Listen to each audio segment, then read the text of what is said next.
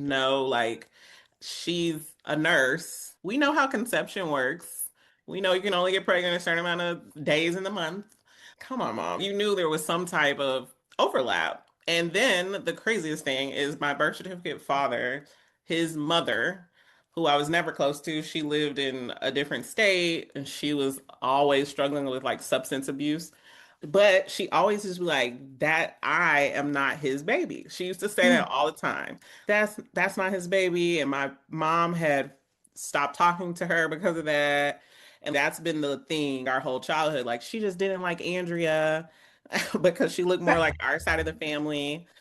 so how did that make you feel? Like everybody's lying. Like it felt like everybody knew. And I didn't know. So I was angry. I kind of just accepted that that side of the family didn't like us. My birth certificate father grew up very poor. He was one of the kids that got out and went to the military and had a career and stuff. So to us, how they framed it was like that. Oh, well, they're just jealous. And so I was just like, whatever, this is just somebody else saying that I'm not his kid because I look different. I'm lighter skinned than everybody in my family, and my both of my parents are darker skinned. I am too. Surprise. Just thinking, my grandma, my black dad's mom, she did not like me either. And she treated me different than all of the other kids. And I just thought it was because I was mixed. My mom chose not to stay with my dad, who was a player, and Mhm. my grandma stayed with my grandpa, my pop, who was a total player too, like father, like son, Yeah. right? And so I always assumed, it's funny how we make these reasons up. It Yeah. was because, she was mad at my mom for not staying with her son, not because, I wasn't his. But we come up with these other reasons. I mean, it's to keep ourselves safe, I think, Yeah. like a protective factor. Um, but like, does it really protect us? No, I know. That's what I mean. It doesn't, because I think that inner child wound from those sorts of interactions as we're growing Yeah, up, those that cuts deep. it does. And it builds. It builds on every interaction, every relationship outside of your family too. Like it affects that too because you've never included, you always feel different. Like, oh, am I weird? Like, is it me? Like, no. Like it's the adults not handling their business the way they should. And I did feel like that a lot. My birth certificate father was very like popular like in church and he was like a bodybuilder and like a massage person. I don't know. He did a lot of stuff. And so a lot of people knew him. And if they ever like ran into us on the street, they'd be like, oh, hey, is this your daughter? And list my other two siblings, my other sisters. And nobody ever knew me. I remember one year they got a Christmas card and everybody's name was on it but my name. And I still remember that. I think I was like 11 or 12. And I was like, why is my name not like on the card? And it was from a friend. Like, you don't That's even talk about me to your friends. and it's those Crazy. little things that really impact you, right? Like that Yeah, sense of definitely. belonging. It sounds small, but it's huge. Yeah. I don't think adults get that Yeah. children pick up on things. We're always like, oh, they don't get it. Yes, they do. They may not get it in the way you get it, but they notice patterns. They notice how people treat them. So I think the biggest struggle is why did you let me grow up like this? And you knew it. You didn't have to tell everybody, but you could have at least told me so I could understand what was going It's on. having grace is good with your parents. You understand times are Yeah. different, times are hard, that, conservative space, whatever it may be. But at some point, they got to tell the truth. My daughter is 14, and I just cannot imagine not telling her that, at least by now, like as when she hits being a teenager.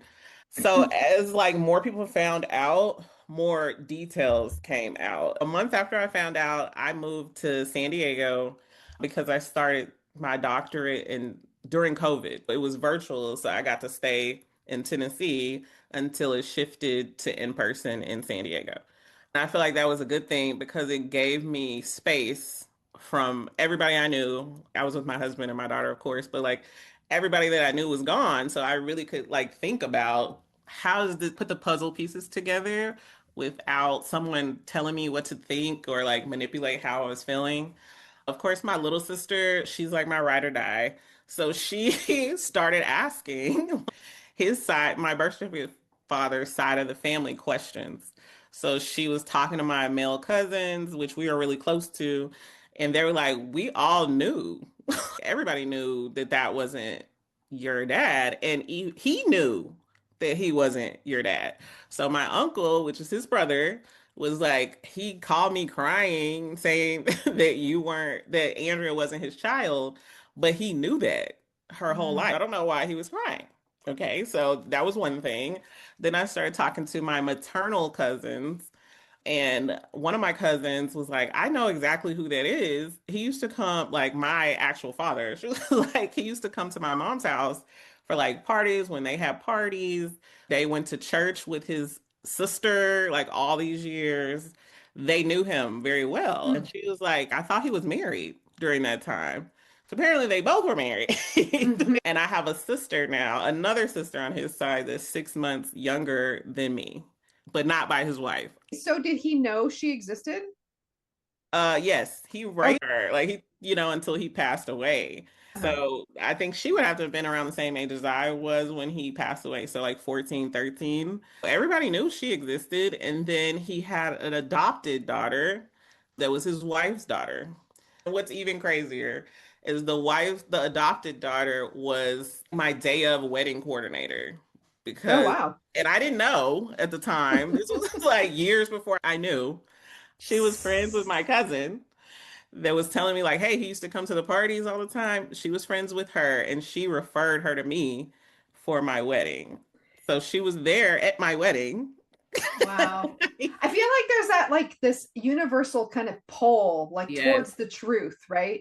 It's trying to help you connect those dots or get those dots connected, but definitely. it's hard to put them together when you have no clue what You're you're like, looking what? for. Yeah. It's definitely that. I grew up when we first, because we moved from New York to Memphis when I was very young. When we first moved there, we lived in this neighborhood, and he lived like 2 streets over in that neighborhood. So it's like so close to finding out all these years. Just to find out now is it's nuts. Multiple people were like, we knew on my mom's side, were like, we thought it. We thought that he wasn't your dad just because of the situation. They were broke up. Then all of a sudden they got back together and then she was pregnant. They were saying that my mom was pregnant. So apparently it was a whole family secret where everybody kind of knew, but no one said anything. I don't know if they assumed I knew. I kind of feel like it's the old idea that if you love a child enough, it doesn't matter. Mhm. And that genetic stuff, that's just not important because that's kind of the traditional concept surrounding adoption. If you love them to death, it'll be okay. None of that stuff matters. And I think, it's in the last 40, 50 years, we've realized knowing that genetic identity is so key to feeling like understanding why you're not belonging or Yeah, why like you it look answers so many different, questions. why you act different, why you like whatever to eat and your whole family doesn't, those sorts of things. Or even just and weight, like if you're in a fit family and you're not, and no matter what you do you can't be, it's not your fault. I don't think it's shifted enough for people to fully understand. You mentioned your father had died of heart, did you say heart? He had a heart attack. Mm-hmm. Apparently he had problems with his heart for a long time. Like it was something he had been dealing with. And so they say it was a heart attack, but like I still don't fully know. I got very sick for a number of years. I had to have brain surgery multiple times, like all this crazy stuff.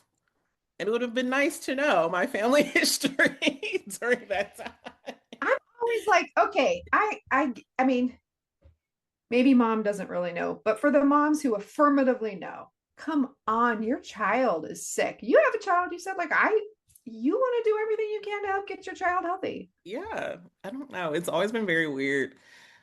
Now I see it as weird, but back then I guess I didn't really understand. I Mhm. didn't put the pieces together. My mom is a nurse. She's a nurse practitioner now, but when I was growing up, she was a nurse.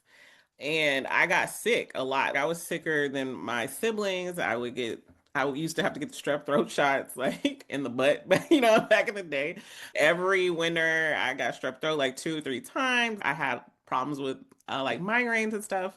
I was so different than my other siblings because they never got sick. I always wondered why didn't she try to figure out like what was happening? Like, I don't think they put yeah, it together. I mean, I really don't. I mean, we see doctors who have donor conceived children whose mom's doctors use their own sperm on the babies. And then Yeah. you go back and you ask for medical information. Oh, it's not important. It's like, you're a freaking doctor. Yes, it is.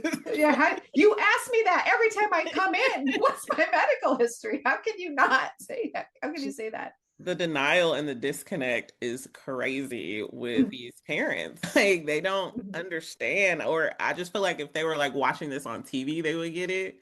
But because it's them, they can't accept, like, I put my child in danger, Yeah. I hurt my child. I'm going to call that out again because I think it's important. They put their child in danger. Yeah. And I was about to say, not just as a child, but as an adult. And all this research that I've been doing, so many people struggle with depression, suicidal ideation, all types of things because they feel so disconnected from their identity. It easily could have been fixed if our parents were just honest. Even if Mhm. she would have been like, I'm not sure. I feel like that would have been better than just them, like, I'm not going to tell her. Like, I'm not going to say anything. It's crazy to me. Nope, truth and transparency. If you ask somebody to be something they're not and they can't do it, they're going to wonder why not. And it's going to impact, like you said, every aspect as you age, your Yeah. relationships and everything else. I don't even know where I was at this point, but You had stopped contact with your birth certificate father, and your sister was kind of trying to get the information from the raising paternal side and your maternal side, and everybody turns out knew, which we're always the last to know. Sometimes I feel like I should walk around with like a big I, not an L, but like I'm a big imposter. I'm the imposter, and nobody told me about it, you know. definitely. It's funny because I think about when I was like 18, I had this like high school boyfriend and we broke up and he had been cheating on me and I was just like, oh, the worst, telling my mom. I was like, I think the worst part is that everybody knew except me. Like all his friends knew except me. I think it's the lie is worse that everybody knew except you. And then this happened. I'm like, I told you that I I know. hate that.